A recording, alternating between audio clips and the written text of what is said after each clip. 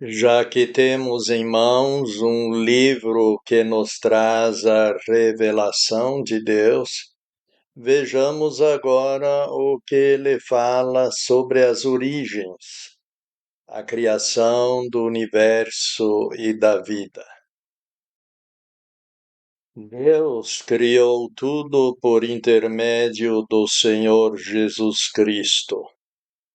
Lemos em Colossenses capítulo 1, versículos 15 a 17, o qual é a imagem do Deus invisível, o primogênito de toda a criação, porque nele foi tudo criado, tudo quanto está nos céus e o que está sobre a terra, as coisas visíveis e as invisíveis, quer sejam tronos, quer domínios, quer principados, quer autoridades. Todas as coisas foram criadas por intermédio dele e para ele. E ele é antes de tudo, e tudo nele tem subsistido. O Senhor Jesus Cristo é o Criador de tudo que existe. O texto de Colossenses 1, 15 a 17 trata do Senhor Jesus Cristo. Por intermédio de Jesus Cristo, tudo que existe no universo foi criado, tanto o visível quanto o invisível. Por um lado, tem matéria visível, e por outro, matéria e forças eletromagnéticas visíveis ao nosso olho nu. Isto no âmbito material. Além disso, toda a vida foi criada por intermédio dele, animal, vegetal, marinha e outras. Não existe vida que não tenha sido criada por intermédio do Senhor Jesus Cristo.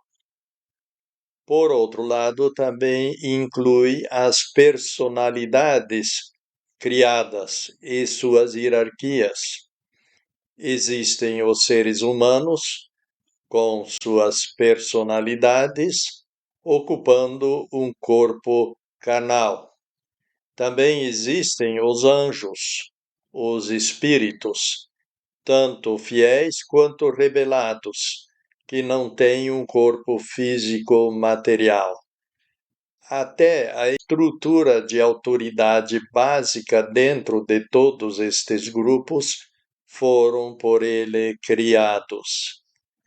Mas ele não é somente o criador de tudo. Ele também é o mantenedor de toda a vida. Nele tudo tem subsistido, diz o texto. Se não fosse o equilíbrio e as leis da natureza, a vida não seria concebível. Veja os danos que uma estiagem de meros 3 meses já produz. Ou também uma chuva constante de 3 meses. Que estragos faz! Imagine seca constante ou chuva incessante. Existem inúmeras leis que mantêm o equilíbrio na natureza e tem muitos segredos da matéria que o homem ainda não foi capaz de desvendar e possivelmente jamais poderá desvendar. O que mantém os elétrons afastados do núcleo, mas ao mesmo tempo unidos ao mesmo. Qual é a menor partícula de matéria existente? Seria possível que a base de toda a matéria é milagrosa e que se chama o Senhor Jesus Cristo, o mantenedor de toda a vida? Estas verdades também são expressas da seguinte maneira pelo apóstolo João, em João capítulo 1, versículos 1 a 3. No princípio era o Verbo, e o Verbo estava com Deus, e o Verbo era Deus. Esse estava no princípio com Deus. Tudo surgiu por intermédio dele, e à parte dele, nada surgiu daquilo que surgiu. Os anjos foram criados perfeitos. Lemos em Ezequiel, capítulo 28, versículos 14 a 15. Eu lhe estabeleci por querubim ungido da guarda. Você estava no Monte Santo de Deus e caminhava pelas pedras afogueadas. Você era perfeito nos seus caminhos desde o dia em que foi criado. No relato bíblico da criação, lemos por diversas vezes: e viu Deus que era bom. Mas no final de Gênesis, capítulo 1, lemos: e viu Deus tudo quanto tinha feito, e eis que era muito bom. Havia somente perfeição no universo todo. Assim também os anjos foram criados perfeitos. Em Jó 38, versículos 4 a 7, lemos: onde estavas tu quando eu lançava os fundamentos da terra? Declara, se tens conhecimento. Quem estabeleceu as medidas, se o sabes? Ou quem estendeu a fita de medição sobre ela? Sobre o que as suas colunas foram assentadas? Ou quem lançou a sua pedra angular, quando as estrelas da alva cantavam juntas e todos os filhos de Deus se rejubilavam? Quando Deus fundava a terra, os anjos, aqui chamados de estrelas da alva e filhos de Deus, já estavam presentes, tanto foram criados no primeiro dia. O anjo descrito em Ezequiel 28, 14 a 15 era perfeito nos seus caminhos desde o dia em que foi criado. Havia, pois, somente perfeição na criação original de Deus. Deus não criou o mal. Na lição 5, vamos falar sobre a origem do mal. No Salmo 148, versículo 2 e 5, lemos: louvai-o todos os seus anjos, louvai-o todos os seus exércitos, louvem o nome do Senhor, porque ele mandou e foram criados. Grande parte da criação foi criada meramente por uma ordem da palavra divina.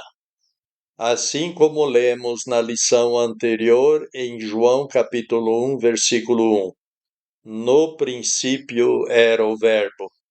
Deus falou e os anjos chegaram à existência. Eles não somente chegaram à existência, mas também eram perfeitos. A criação aconteceu em 6 dias, de 24 horas cada, aproximadamente, em torno de 6.000 anos atrás. Somando os anos registrados nas genealogias bíblicas, chegamos a uma data um pouco superior a 6.000 anos para a origem do universo e da vida. Deus criou com a aparência de idade, e o dilúvio de Noé explica os fósseis e a aparente idade superior do universo. Lemos em Êxodo capítulo 20, versículo 11. porque em 6 dias fez o Senhor os céus e a terra, o mar e tudo o que neles há. Existem dois conceitos básicos sobre a origem do universo, da matéria e da vida: criação e evolução. A investigação científica se utiliza do método científico de pesquisa para se chegar a uma conclusão se algo é ou não científico. O método científico de pesquisa inclui 3 etapas básicas para saber se uma teoria é científica ou não. Observação, usando os 5 sentidos. Repetição, não pode ocorrer somente uma vez. E teste, pode ser averiguado por outros se corresponde ou não. Se a criação fosse verdadeira, não houve observador humano presente, não pode ser repetido em laboratório, nem pode ser testado por outras pessoas. Portanto, a criação não é uma teoria científica válida. Porém, se a evolução fosse verdadeira, também não houve observador humano presente, não pode ser repetido em laboratório, nem pode ser testado. Portanto, a evolução também não é uma teoria científica válida. Estamos tratando de 2 modelos filosófico-religiosos, e não com um modelo científico e outro religioso. O modelo que abraçarmos será uma questão pessoal baseado em fé.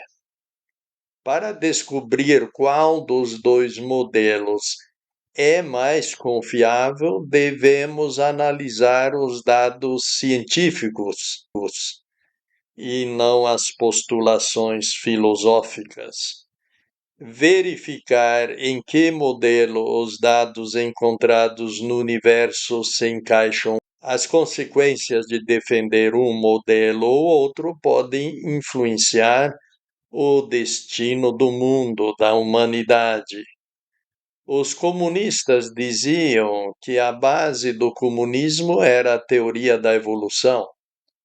Dados conservadores apontam para 150 milhões de mortos como consequência do comunismo. Alguns dados chegam até a 250 milhões. Os holandeses, que um pouco mais de 100 anos atrás foram colonizar a África do Sul, discutiram por muito tempo se os negros eram ou não seres humanos, ou alguma forma intermediária entre os primatas e o homem.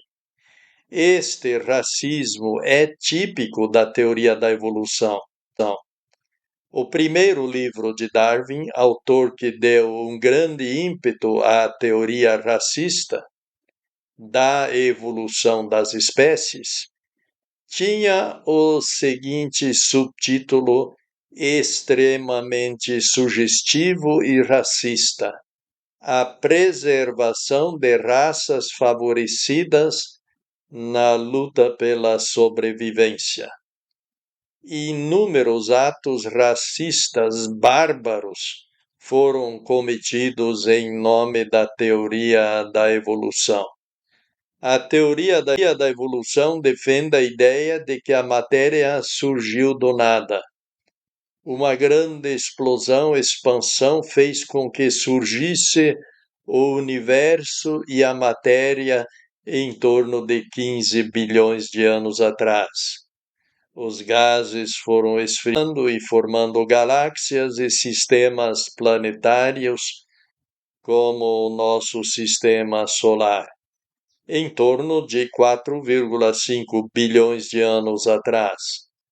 a Terra esfriou e surgiram as condições ideais para o surgimento da primeira célula viva a partir de matéria morta, em torno de 1 bilhão de anos atrás.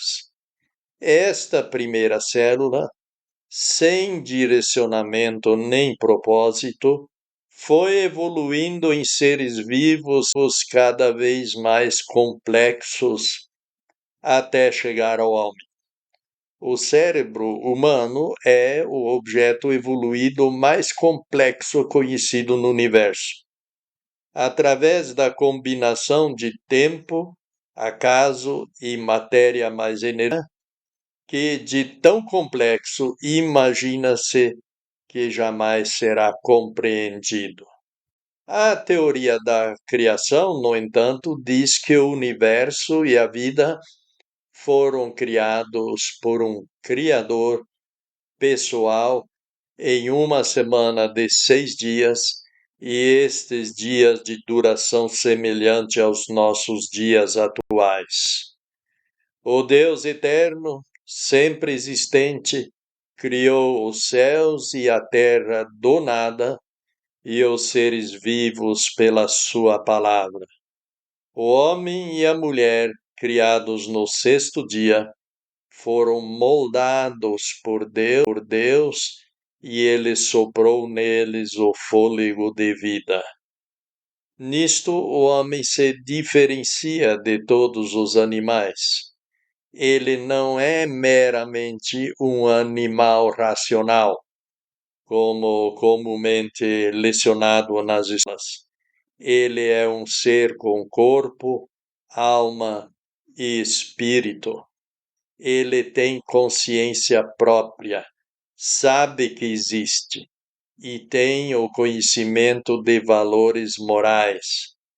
Nestes aspectos, ele se diferencia dos outros seres vivos. Ele foi escolhido por Deus para dominar sobre a natureza e preservá-la. Segundo o modelo da criação, não houve necessidade de muito tempo. Deus poderia ter usado o tempo, mas, sendo todo-poderoso, podia criar instantaneamente. Segundo o criacionismo, houve complexidade desde o princípio e não uma evolução lenta para uma complexidade cada vez maior. Não encontramos os inúmeros elos que a teoria da evolução exigiria. Portanto, a sua ausência aponta para a criação e não para a evolução. Complexidade também não surge por acaso. A segunda lei da termodinâmica afirma que existe um aumento de entropia durante o tempo. Entropia é o aumento de energia não disponível ou o aumento de desordem. A mera passagem de tempo e acaso gera desordem e não. Existem inúmeras provas de que o universo é jovem. A evolução requer tempo para poder ter ocorrido. Se provarmos que não houve tempo, provamos que a evolução não ocorreu. E assim resta somente uma alternativa, que é a criação. Se o universo, a matéria, a vida e o ser humano foram criados, logo existe um Criador. Se existe um Criador, a vida faz sentido, existe responsabilidade pelos seus atos e existe esperança além da morte. Existe alguém que faz as regras. Existem absolutos válidos para todos os homens e existe um dia de prestação de contas. Se a evolução fosse verdadeira, a humanidade não necessitaria de salvação nem de um salvador. já que o homem está evoluindo e a morte dos menos aptos é necessária para a evolução dos melhores adaptados poder se tornar possível.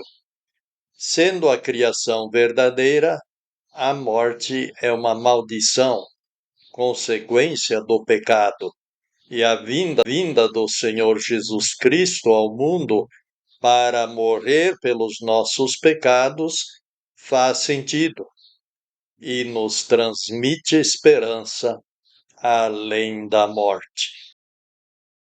O ápice da criação, a coroação da criação, foram a criação do homem e da mulher.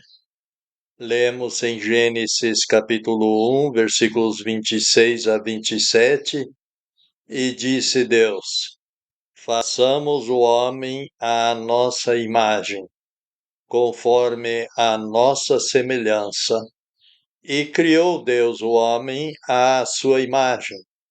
A imagem de Deus o criou.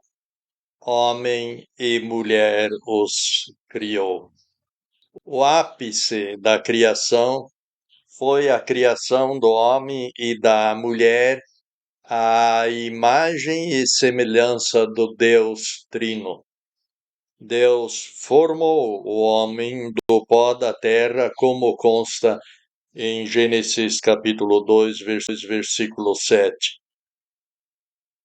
E formou o Senhor Deus o homem do pó da terra, e soprou-lhe nas narinas o fôlego de vida, e o homem tornou-se alma vivente. Sendo que Deus é espírito e não tem aparência humana ou animal, a semelhança do homem não podia consistir nisto. Mas havia valores espirituais e morais em Deus que também foram colocados no homem, além das qualidades da alma, que são pensar, sentir e querer. O homem não é um animal racional. O homem é um ser espiritual, pensante, volitivo e emotivo, que se emprega de um corpo semelhante ao dos animais para se comunicar com o mundo físico. Ele está consciente de sua existência, que não é o caso dos animais ou vegetais. Ele tem uma noção do que é certo e do que é errado, que também não são qualidades dos animais.